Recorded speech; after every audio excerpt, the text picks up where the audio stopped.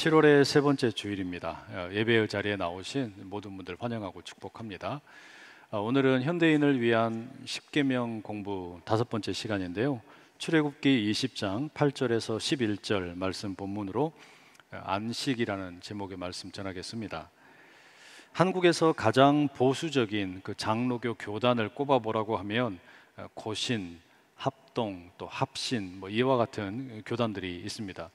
이들 교단이 공통적으로 또 존경하는 신학자가 한 분이 있는데요. 박윤선 목사님이라는 분입니다. 평생 신약 성경을 가르치셨고 또 신구약 모든 체계에 대해서 주석을 집필한 분입니다. 총신대에서 구약학을 가르치는 김지찬 교수님의 책을 읽다 보니까 이 박윤선 목사님에 대한 일화가 소개되더라고요. 1960년 7월의 어느 주일입니다. 1956년부터 한국에서 선교사로 섬기던 미국 출신의 아서 스푸너 선교사님이 안식년을 맞아서 가족과 함께 미국으로 떠나게 되었습니다. 원래는 금요일에 배가 출항하기로 예정되어 있었고 송별 예배를 목요일 날 저녁에 드리기로 했습니다. 그런데 사정이 생겨가지고 이 배의 출항 날짜가 주일 아침으로 연기되었고 주일 아침에 이 소식을 듣게 된 박윤선 목사님이 스푸너 선교사님을 배웅하기 원했습니다. 이 선교사님을 배웅한 후에 그 부둣가 근처 인근에 있는 교회에서 주일 예배를 드리려고 한 것이죠. 시간이 촉박해서 택시를 탔습니다. 부두에 도착을 해가지고 배에 올라가 선교사님을 만나려고 했죠. 그런데 군인들이 가로막는 겁니다. 보안이라든지 이런 이유 때문에 들여보내주지를 않았어요. 시간이 지체되다가 간절하게 요청을 해서 겨우 잠시 스푸너 선교사님과 가족들을 만나게 되었습니다. 그렇게 이제 작별 인사를 하는 것이죠. 그런데 시간이 벌써 주일 오전 예배를 드려야 될 시간이 지나가고 있는 겁니다.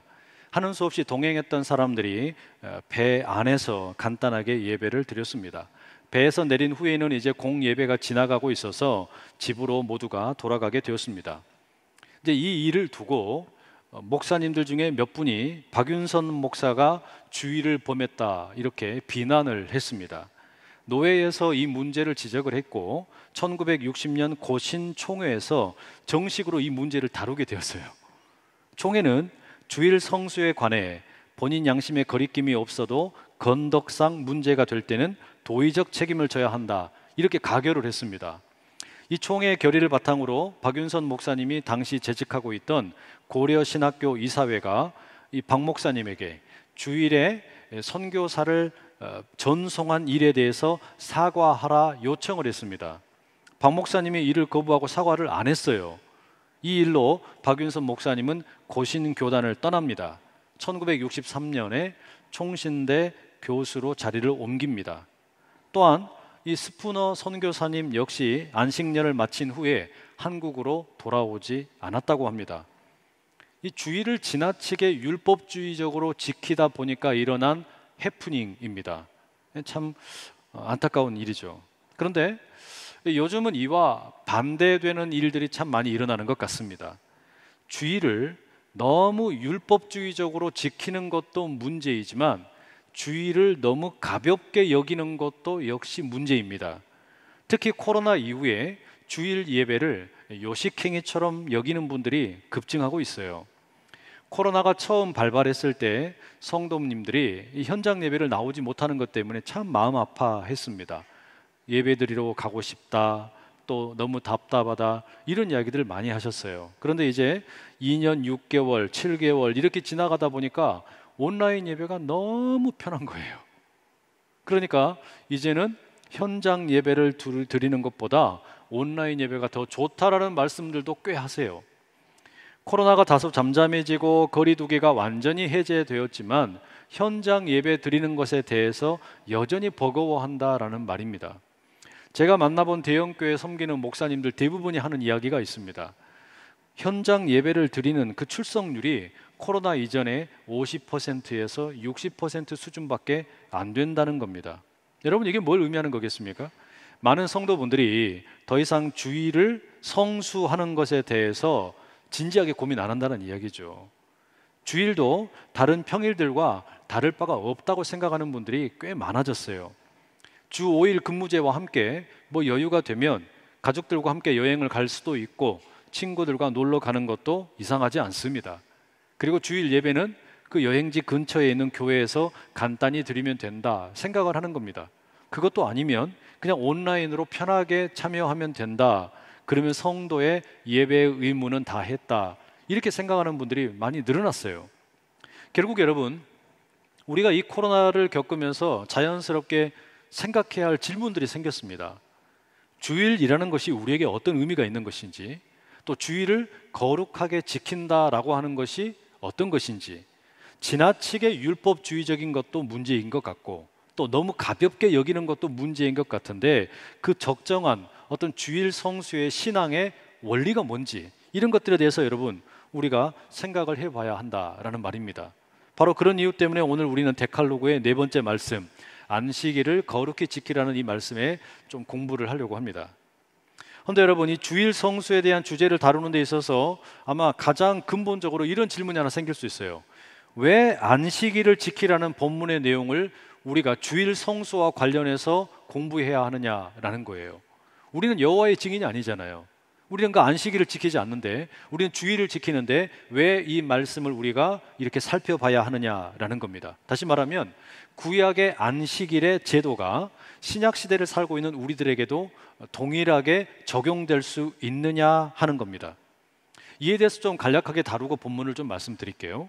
우선 여러분, 신약 성경의 시대를 살펴보게 되면 처음 예수님을 믿었던 사람들은 대부분이 다 유대인들이었습니다. 이들은 예수님께서 부활하신 후에도 안식일을 지켰습니다. 요한복음 20장 19절에 보면 안식 후 첫날 저녁에 모인다라는 말이 있고요.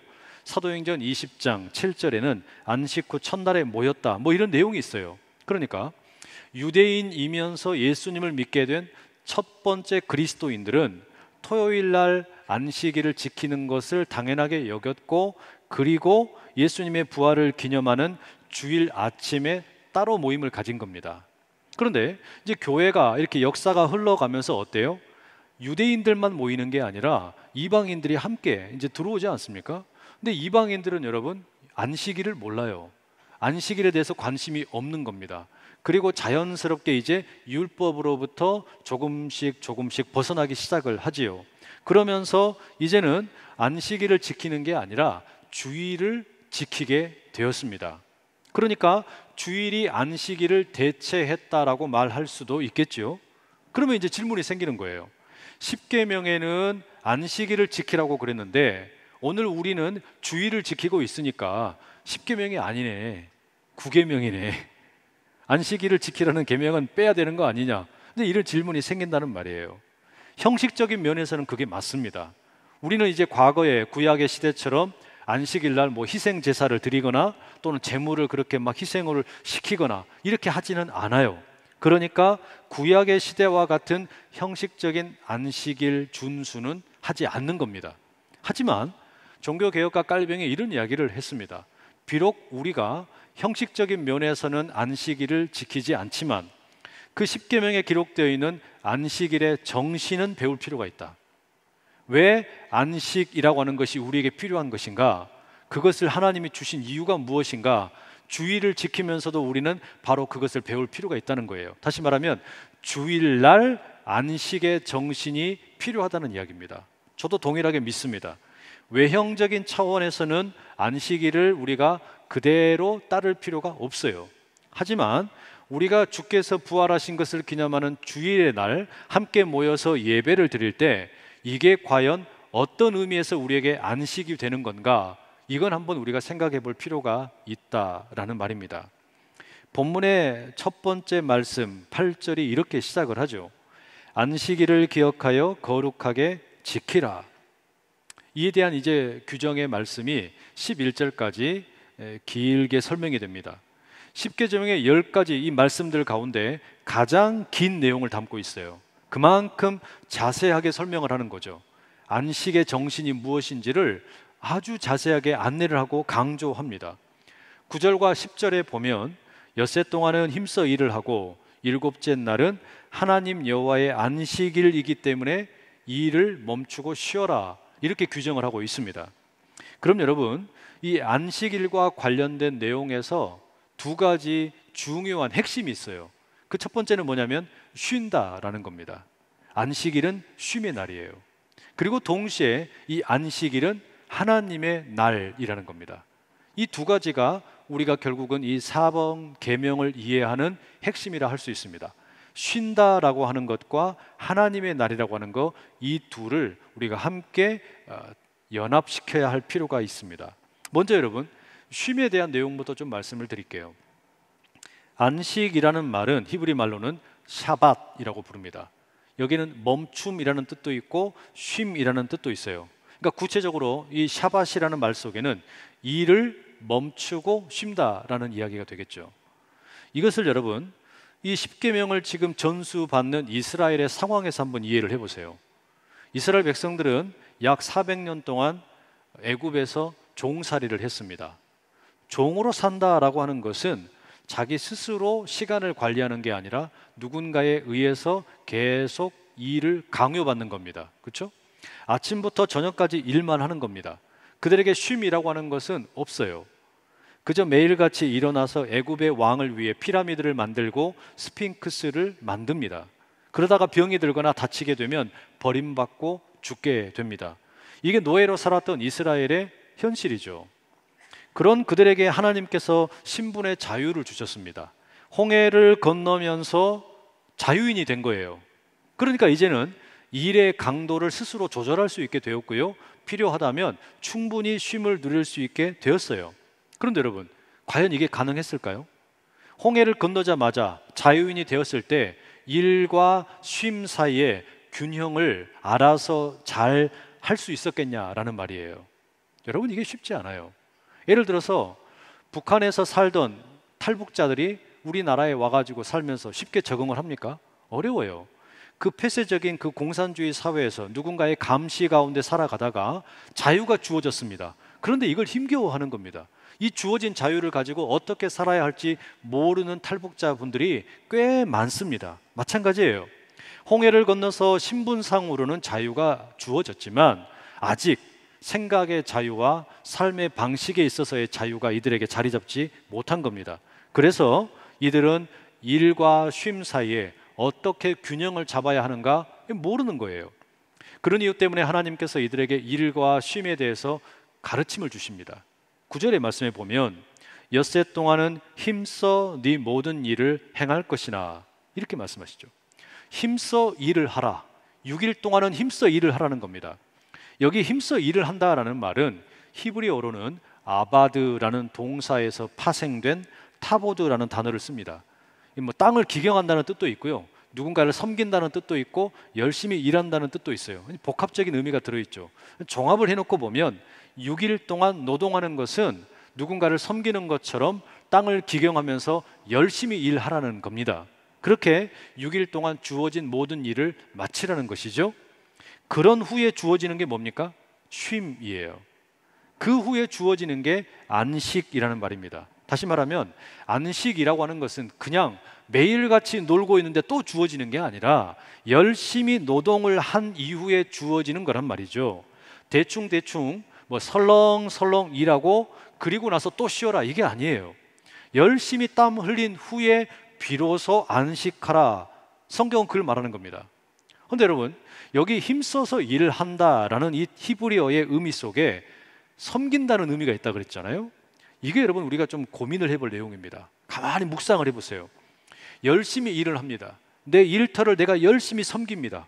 그런데 그게 여러분 때때로 어떤 일이 벌어집니까? 그 일터가 우상이 될 때가 있어요. 일하는 것이 너무 좋으니까 그게 우상이 돼요.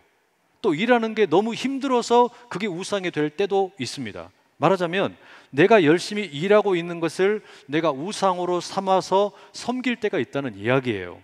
여러분, 이게 무서운 거죠. 그죠? 내가 땀 흘리는 일터가 우상이 되고 그걸 나도 모르는 사이에 섬기고 있을 때가 있어요. 내가 돌보는 우리 가정이 우상이 되어가지고 가정을 내가 섬길 때가 있어요. 내가 애지중지 여기는 사업장이 있습니다. 내 피땀을 쏟습니다. 이것이 우상이 되어가지고 그걸 섬길 때가 있다는 이야기예요. 내가 피땀 흘려 공부하는 거, 이게 우상이 되어서 섬길 때도 있습니다. 왜 이렇게 됩니까? 탐욕 때문에 그렇죠. 탐욕 때문에 그렇습니다. 이거 놓으면 죽을 것 같은 거예요. 이걸 놓으면 내가 죽을 것 같아서 계속 잡고 있는 겁니다. 이 절박한 감정, 내가 스스로 매달리고 있는 겁니다. 이게 분명히 전부가 아님에도 불구하고 놓지를 못하는 거예요. 이걸 여러분 우리가 거짓 신이라고 부르고 우상이라고 부르는 거 아닙니까? 그래서 이게 분명히 헛된 것인 것을 알면서도 심리적으로 놓지를 못해요. 그래서 열심히 수고하고 땀을 흘리는 일터가 때때로 우상이 됩니다. 탐욕에 빠져서 그렇게 되는 거예요. 그때 들려오는 하나님의 음성이 뭡니까? 멈춰라. 그리고 쉬어라. 이게 안식이라는 말이에요. 뭘 멈추라는 겁니까? 고된 노동을 멈추라는 것이죠. 너무 열심히 일하다가 몸을 상할까 염려가 되니까 멈추라는 거예요. 동시에 또 뭐가 있냐면요, 일이 우상이 되는 것을 멈추라는 거예요. 열심히 일하는 것을 멈추는 것도 있지만 일이 우상이 되고 탐욕이 지나치게 되는 것을 멈추고 쉬어라 라는 겁니다. 여러분, 이게 안식의 첫 번째 의미입니다. 두 번째, 안식은 쉼을 누린다라는 것인데 이것은 하나님 여호와의 안식일에 해당한다 말합니다. 무슨 말입니까?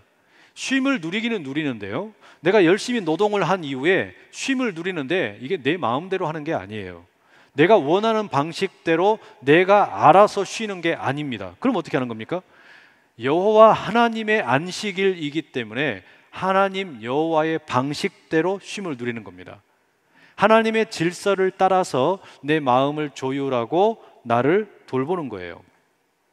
이게 어떤 의미일까요? 십계명이 구약 성경에 보면 두 군데 본문에 담겨 있습니다. 하나는 출애굽기 20장이고요. 또 하나는 신명기 5장이에요. 이 두 개의 본문의 내용이 거의 유사한데 안식일과 관련된 규정에서는 조금 다릅니다. 특별히 왜 안식일을 지켜야 하는가, 그 동기를 설명하는 부분에서 차이가 있습니다. 출애굽기 20장 11절을 제가 읽어드릴게요. 이는 엿새 동안에 나 여호와가 하늘과 땅과 바다와 그 가운데 모든 것을 만들고 일곱째 날에 쉬었습니다. 그러므로 나 여호와가 안식일을 복되게 하여 그 날을 거룩하게 하였느니라. 출애굽기 20장은 안식일을 하나님의 창조 사역과 연관을 짓습니다. 하나님께서 창조의 일을 마치신 후에 안식하신 것처럼 사람들도 어떻게 하라는 거예요?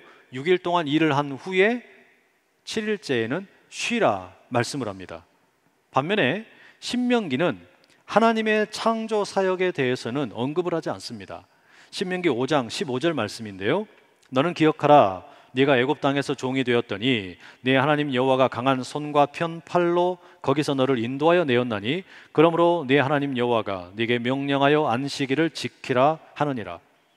이 신명기 말씀에 보면 하나님의 창조 때문이 아니라 하나님께서 이스라엘 백성들을 애굽 사람들의 손아귀에서 구원하신 거, 이걸 기억하기 위해서 안식일을 지키래요. 그러니까 이 안식일을 지키는 그 어떤 동기가 뭐냐면 하나님의 구원에가 있는 겁니다. 차이가 있죠. 그렇기 때문에 안식일에 우리가 하나님의 방식대로 쉰다라고 하는 거, 이것은 여러분 결국은 창조의 하나님을 만나는 것이고 구원의 하나님을 만나는 거예요. 이게 우리가 해야 할 안식일의 쉼입니다.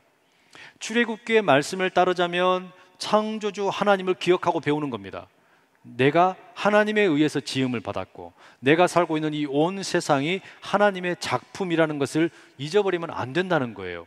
그래야 일하고 있는 것을 우상으로 여기지 않겠죠. 동시에 신명기의 말씀을 따르자면 하나님께서 나를 구원하셨다라는 겁니다. 이걸 기억하라는 거예요. 내가 죄로 인해서 죽을 수밖에 없는 존재인데 예수 그리스도의 십자가와 부활의 은혜로 구원받았다라는 거, 이걸 기억하는 게 안식일의 의미라는 겁니다. 그래서 안식일은 내 마음대로 안식하고 쉬는 게 아닙니다.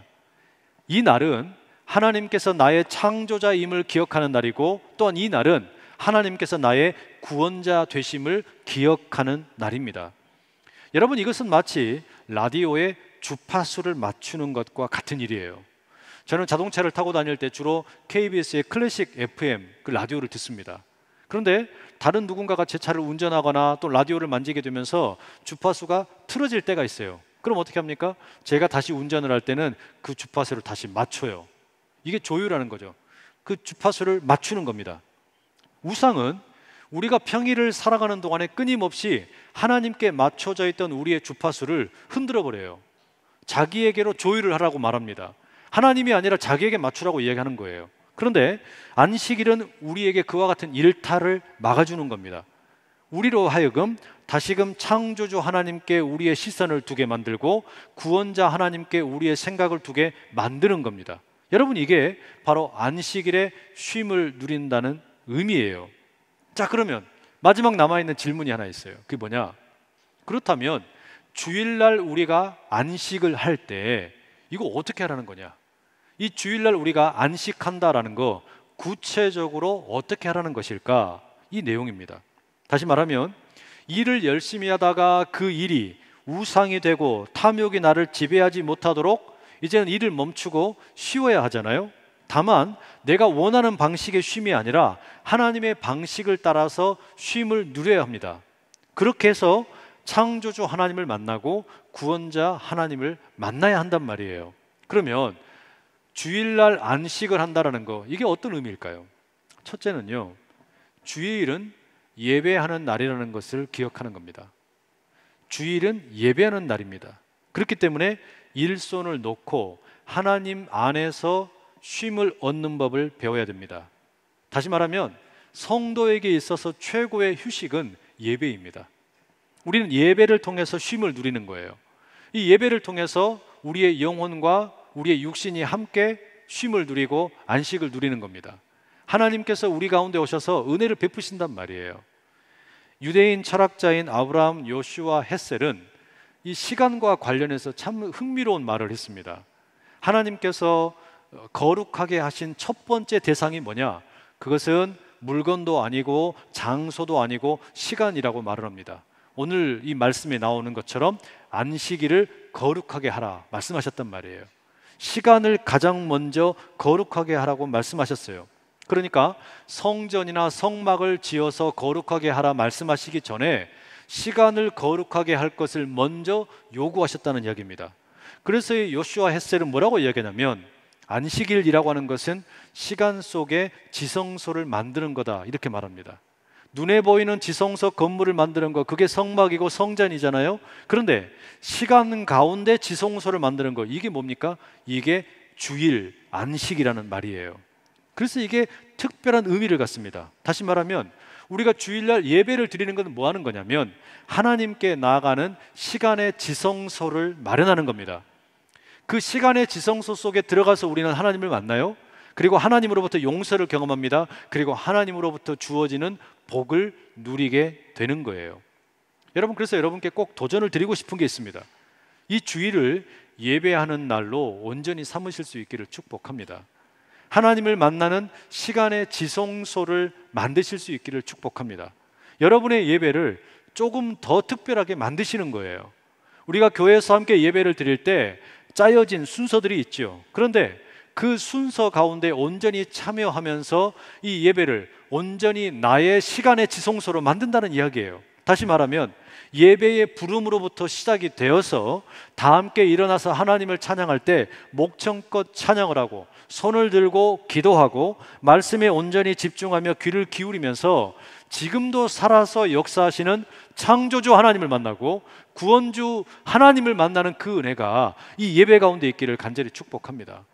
바로 그때 여러분, 내 마음속에 있는 무거운 짐들, 내 마음의 상처들, 내가 해결하지 못한 모든 문제들, 그것을 주께서 찾아오셔서 시간의 지성소 속에 들어온 우리를 어루만지시고 고치시고 싸매어 주신다라는 말입니다.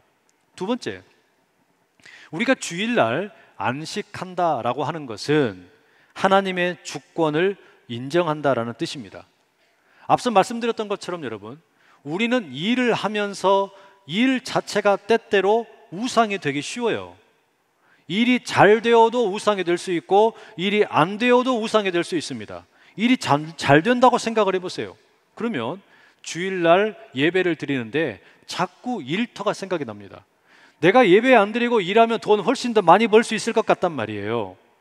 이날 일하면 경쟁업체로부터 고객들을 빼앗아 올 수 있을 것 같단 말이에요.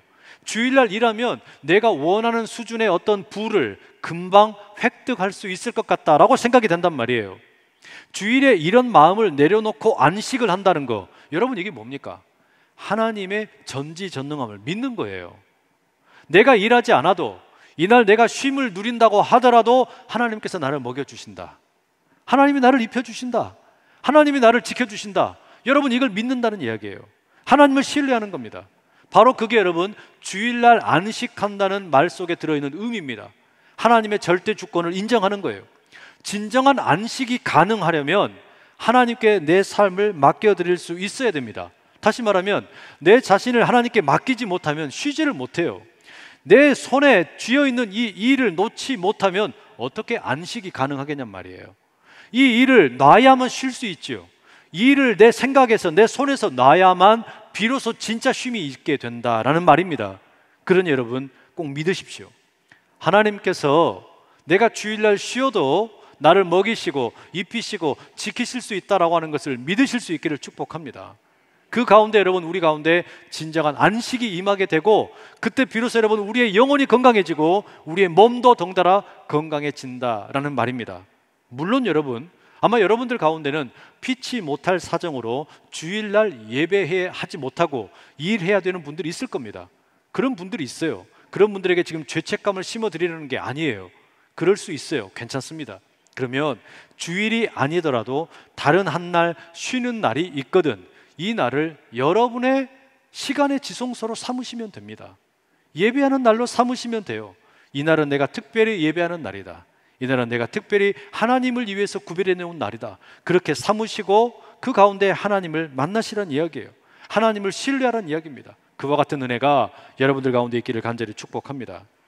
마지막으로 안식을 누린다라고 하는 것, 주일날 안식을 누린다라고 하는 것은 나 혼자만 누리라는 것이 아닙니다. 이것은 본문 10절에 의하면 나뿐만이 아니라 나의 자녀들, 내 가정의 일꾼들, 회사의 동료들, 심지어는 소나 말이나 돼지와 같은 모든 가축들, 그리고 우리 집에 놀러온 손님들까지도 다 함께 쉬어야 하는 날입니다. 여러분 이게 뭘 의미하는 걸까요? 쉽게 이야기하면 부모는 주일날 예배드리러 오는데 자녀들은 공부하러 학원에 가는 거예요. 그러지 말라는 거예요.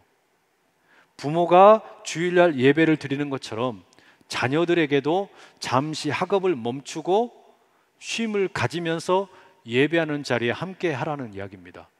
또 한편으로는요, 여러분들 가운데 아마 사업장을 경영하는 분들 계시잖아요. 그러면 사업장의 주인은 나와서 예배를 드리면서 쉼을 누리고 종업원들은 일을 시키라는 게 아니에요.